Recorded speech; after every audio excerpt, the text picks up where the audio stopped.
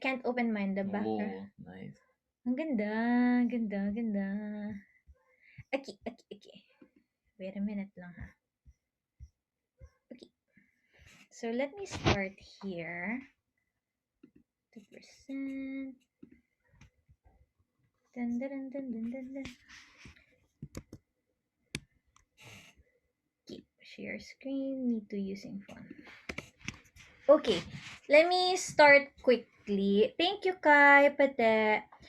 So first of all, welcome. Before I start my presentation today, the class, welcome again for especially for the penguins. Congratulations for coming in and thank you so much for coming in. We really, really, really appreciate your presence here. And then, secondly, Kamila Penguin Academy or Kamila Academy will still remain the same. Every Wednesday, they're still live and it's still for free. But if you wanted to grow more, but if and only if, meaning to say you're ready, you have the time, and you're kind of committing your resources, then I would highly suggest. uh, Continue. Continue. then I would highly suggest everyone to join the Penguin Academy. I cannot see. You can see here. Okay, so this is Camila Penguin Academy, marketing academy for people who has no business background. So essentially, this was me 2 years ago. Marketing background, business background, or academic. I started Camila without any knowledge nor experience, and it was very difficult. Mahirap. Parang natutuwa nga ako when, halimbawa, for example, when Mayan said that though hindi masyadong malaki yung profit, at least hindi nag-shell out. Kasi nag-shell out ako ng pera for a year. Maybe more than a year. Sometimes even until now kasi we're growing some businesses. But yeah, even now. yeah, but when I started, parang isang taon yon, isang taon talaga na shelling out ng money kasi nga walang direction. There was no direction, there was no strategy. So I was trying a lot of things and it made me it made me spend more time and more resources. Please don't. Did you start to record? No. Wait lang guys. You can just continue. Like, just talk the slides. I cannot. I get distracted if you move things. My attention span is 5 seconds. So if you move, my train of thought is gone. It's just like easy, just talking the pitch I and then like cannot. see the photo I there. need to focus. Why? How old are you? I'm old. Go. No. Kasi ginagalaw niya yung screen. Hindi ako makakonsentrate. Because we need to accept the people. I will accept from here. Okay, go. Okay. Okay, na-explain ko na to before, the difference between the Dandelion, which is the free class, and for the Penguin class. And just quickly lang, so every Tuesday, I will release free more of inspirational blog from my experience para yung mga small business owner, you would know that what you're experiencing right now is something that I've experienced before too, tsaka being experienced by a lot of people. Kaya natutuwa ako, for example, when Pate said that naiyak siya reading the blog, parang, whew, kaya yan Pate, laban, laban. And then every Wednesday before the class, I'm gonna release worksheet on the Penguin Academy, and I think this will be very helpful for them. And for free class, hindi ko siya i-release. This will be exclusive for the Penguin people. And then the live, we will cut it at 70%. And then the rest of the 30%, which is the most important, the tools and the techniques, and of course answering the sheets, will be exclusive for Penguin Academy. And then after the class, please tag Harry and tag me in Instagram so you can get additional worksheets for the Penguin people, kasi I always prepare around 3 to 4 sheets every class. So kanina ni-release ko na yung dalawa. If you tag us, we'll give you the additional sheet that will help you understand the class more. And then for the free class, I will give you one worksheet pag tinag nyo kami. So please tag us. This will also help us expand the community. And as you know, pag nag-expand yung community, mas maraming bibili sa small business natin because all of us here are supporting each other. Ganyan. And then this Saturday, we're gonna have every first Saturday, more or less, we're gonna have a workshop related to the topic. And for Penguin class, it's gonna be just 300 peso. For the free class, the workshop fee is around 1,000 peso. Depende sa workshop. And then every second or fourth Saturday, Harry will have an exclusive class for Penguin Academy, and then the free people cannot join it. And then every third Saturday, third, sorry, dyslexic ako, third Saturday. Every third It's Saturday. not funny. It's not funny. Let's go. You wanna do the class? Every third Saturday, mag invite kami ng expert from different field like finance maybe or maybe ads kasi hindi pa kami expert sa ads para mag-talk sa atin. Tapos ano lang siya, exclusive lang din siya for the Penguin Academy people. Ayun, that's about it for what's Penguin Academy is. Just since this is the first time we did it, we will want to overdo ourselves and give as much as we want and as much as we can for for the penguin people who trusted us and joined our group. Okay, let me present. So today, okay, let's go straight to the class. There you go. Okay, share screen. Okay, so for the next 1 to 6 weeks, ito yung magiging curriculum natin for Kamila Academy. The 6 weeks, ang target ko ay matutuhanan ninyo how to make killer social media content. So, more specifically, this is applicable for IG but also a little bit for Facebook. But you can apply it everywhere. Ano lang siya, bawat platform may kanya-kanyang kiliti lang siya on how you can reach more market. But essentially, this is the framework. So, week 1, I will give you tips on how to get to know your clients. Kasi nga, as a small business owner, ang karamihang problema natin, we try to sell to everyone, which is wrong. Sayang sa oras, sayang sa panahon. Sabi ko nga sa inyo, nung nagsa-start ako, naubos ang pera ko kakatry ng audience ko. Kasi I tried to market it to everyone, which is not the way to do, especially we have limited resources and limited time. And then next, I will teach how you to find the unique selling proposition. Aside pa to sa tinuro ni Harry before, i-apply ko siya kung paano ko din siya in-apply sa Kamila para mas madali siyang maintindihan. The third and the most important and the new thing is knowing your brand identity. I think especially dun sa mga nasa Waddle Group, ito pa yung nawawala sa inyo. Hindi pa deeply rooted kung ano yung brand identity ninyo. Kaya nahihirapan pa rin kayo to reach outside audience outside the Kamila Academy people and your friends. Hopefully, pagdating natin sa week 3, mas madali na kayo mag-reach ng strangers. Fourth, and I think something new, the content pillars. Kaya kayo nahihirapan. Before we came in, the Waddle Group said that struggle is knowing what to post. Kaya kayo nahihirapan mag-post because you don't know what to post. Walang structure. So, I will teach you how to make the content pillars. Kung saan mag-start, tsaka ano yung pag natapos nyo yung content pillars na yun, automatically may 40 contents na agad kayo. Ganun kadali. Kaya madali lang, I'm handling English, please. I'm handling 4-5 accounts every day and I get to post at least one, sometimes 3 posts a day because I know my content pillars and it's easy for me to make contents. So I will teach it to you too. And then 5 is I'm gonna teach everyone to learn how to caption, the framework, the theories behind. And then 6, and I think an interesting thing is learn from your competitors. Kasi you don't need to reinvent the wheels. You can copy and then fix it in your context, kumbaga. So ito yung magiging this is the structure of our 6 weeks from today until the 6th week. So please stay. Then after 6 weeks, you have the capacity to make killer contents. Ayun. So today, this is the 3 things that I'm gonna teach you. Niche, target audience, and ideal client. So baka narinig nyo na to somewhere, but this is an aggregate of what I learned, what I researched for the past few days, and what I had experience in building Kamila.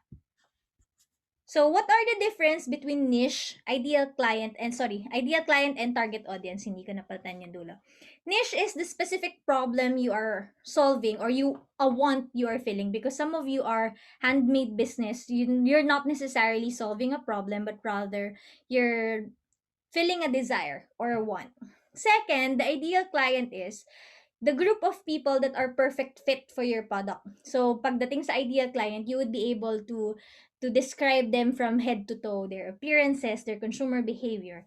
And then the target audience, the wider audience who has the same demographics to your ideal client. Why do you need to find your niche first and foremost? Because if you don't have a niche, more likely your post will not resonate. So, kahit may 10,000 followers ka, kung hindi yan niche specific, yung likes and yung engagement mo mababa. I think this is very common, lalo na yung mga mid-size Instagram. Meron kayong 3,000, 5,000, but your engagement and your likes, hindi ako masyado nagpo-focus sa likes because likes is just likes. But your engagement is low. Ibig sabihin, hindi niche specific yung post ninyo kasi you haven't identified your niche. Secondly, you will be like me. You will grow your business without direction. So, pag wala kayong direction, para kayong nagsispray ng tubig, hoping na mag-connect kayo to the right audience. Sayang sa oras at saka sayang sa pera. It's a waste of time and resources. And then, since we are small business with very limited time and very limited resources, some of you have day job, and of course, our money is not that big for marketing. You're gonna overextend your resources. That's why it's very important for you to find your niche. So, let me make an example. Since a lot of you here are resin artists or dried flower artists, if I ask you what's your niche, do you know your niche? Maybe comment. Meron ba nakakaalam kung anong niche nila? Can you comment? Do you know your niche? What's your niche? My face is not being seen in the background. Okay, do you know your niche? Type. May nakakaalam ba anong inyong niche? No wrong answer. Chika lang. Go lang. Niche. Tingnan nyo itong mga to. Pag si Harry yung nagpapatanong, ang dami yung chat ha. May nagchat-chat sa akin ha. Not sure of it pa. Sige. Okay. Foodies, but artsy people. Gusto ko yung artsy. I am an accessory artist. I don't know my niche, but I do want people who wants to give back then. Interesting. Okay. Sige. Not sure, but more on dresses, clothing niche. Okay. Sige, very good. So, as you can see, most of the time, if someone asks you what your niche, ano pa siya, I preserve. Yes, medyo big pa siya, no? Very, kumbaga ang tawag dito, industry pa siya. I am a resin artist. Being a resin artist is an industry. Nasa handmade business specific on resin. I am a dried flower artist. More on industry specific pa siya. When I say niche, this is what I mean. Pwede mo siyang i-breakdown paliit ng paliit. If you say, I am a resin artist making resin art, for example, there would be 10 million people doing that. Or, ganon kalaki yung competitor market mo. Pag sinabi mong, I am resin artist making jewelry, liliit yung competitor market mo kasi may resin artist na gumagawa ng boards, ng table. So, nasa jewelry ka, maliit na yung pool. Pag sinabi mong, I am a resin artist making jewelry out of real flowers, yung pool mo mas lumiit, diba? Liit na nun. Kasi yung ibang jewelry resin artist, nagko-colors. May mga colors sila. Pwede ka pa nga magpalit dyan na resin jewelry artist focus on necklace, for example. Pero pag sinabi mo, I am a resin artist making jewelry out of preserved flower of my bride clients. Can you imagine how small your competitors are? Sobrang liit. Sobrang liit ng competitor nyo. At very, very specific. Ano yung implication pag alam niyo yung niche nyo? Pag sinabi niyo na resin artist, making jewelry, preserving flowers of your clients who are brides, yung elements na yun, mapapadali kayo in terms of posting, in terms of saan kayo magmamarket. Ngayon, hindi nyo na kailangan magmarket sa iba't ibang lugar. Very specific na yung minamarketan nyo. And I would like to encourage everyone, especially if you're new, to start with a niche people. Kasi, this is how you grow. 'pag ginaya niyo yung form ko na I tried to market to everyone, it would take you as long as I did, 2 years bago kami almost 2 years bago siya nag-take off talaga ng maayos. But if you focus on the niche for now, your growth will be better. Mas madali. So, halimbawa, kung resin artist ka, I preserve wedding bouquet into jewelry. Very, very specific niche. Kung dried flower artist ka, I make dried flower bouquet for brides. Very, very specific yung niche mo.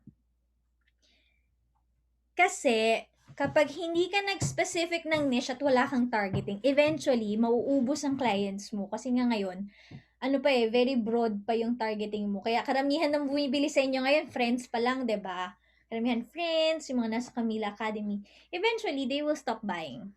Kasi nga naman, gano'ng karaming jewelry ang kanilang kailangan, 'di ba? They won't need as much bracelet, as much necklace, as much frames, as much food. Mauubos at mauubos yung friends nyo na bibili. Kaya kailangan nyo na mag-reach out sa mga strangers. So, ngayon, karamihan sa inyo ay nagsisimula pa lang. I would really like you to go down to your niche and start there. It will save you time, it will save you money, effort, and more importantly, your content will be very specific. Hindi na kayo mahihirapan gumawa ng content. Kasi alam niyo na kung sino yung pinapatamaan niyo eh, 'di ba? 'Di ba? Pag nagpapatama ka, para masakit yung patama, dapat kilala mo yung pinapatamaan mo. Masaktan mo. Charot, wag kayong magpatama. Pero kung kilala niyo na yung target niyo, mas madali kayong mag-craft ng content. Trust me. Ito yung benefit in going down on your niche. For example, what is the niche statement of Kamila Academy? Example ko ha, teaching social media marketing who has teaching social media marketing for small business who has no business experience or business academic background. Can you see how specific this is?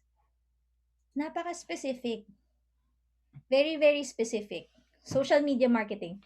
We're not gonna go outside social media marketing kasi may traditional marketing eh, di ba? TV, whatnot. Small business owners. Hindi pa kami nag-target ng medium size. Target kami ng small business owners ngayon. With no business experience or business background. Kayo yung target namin. Small business na halos walang experience at walang academic background. Even if may team kami, may team na yung Kamila ngayon, no? Pero tingnan nyo, niche yung sinimulan namin sa Kamila Academy. Kasi alam namin na this is how we will grow. If we try to broaden it, mahihirapan kami to take off. So, I would want to encourage everyone to try to do so as well. To do the same as well. Ngayon, hindi kami mahihirapan. Kasi since alam namin na baguhan yung mga pupunta, alam namin yung difficulty ng materials. Hindi kami maglalagay dito ng mga highfalutin words, 'di ba? Kasi nga baguhan tayong lahat. Alam din namin kung saan kayo makikita. Hindi kami magpo-post sa mga Facebook group with advanced mga 10 years experience na na may mga industry. Kasi beginners nga yung target namin. We know how to hook you. Alam namin kung ano yung problem nyo. Problem nyo, for example, difficulty in making contents. Kasi kung may experience na kayo, hindi nyo na siya difficulty, di ba? Pero since beginner kayo, alam namin na yun yung problem nyo. Madaling gumawa ng caption, madaling gumawa ng clickable post, ng shareable post. Kasi alam na namin yung problem ninyo. Alam na namin yung target namin. Pati pa chocolate cookies and Fiora Pops ang pinagpo-post. True. Pati sa family rin nag-gift ng bracelet last year. Kaya last year like this na. Yeah. So, yun. These are some of the benefits if you focus on your niche. Ang laki ng benefit. Next.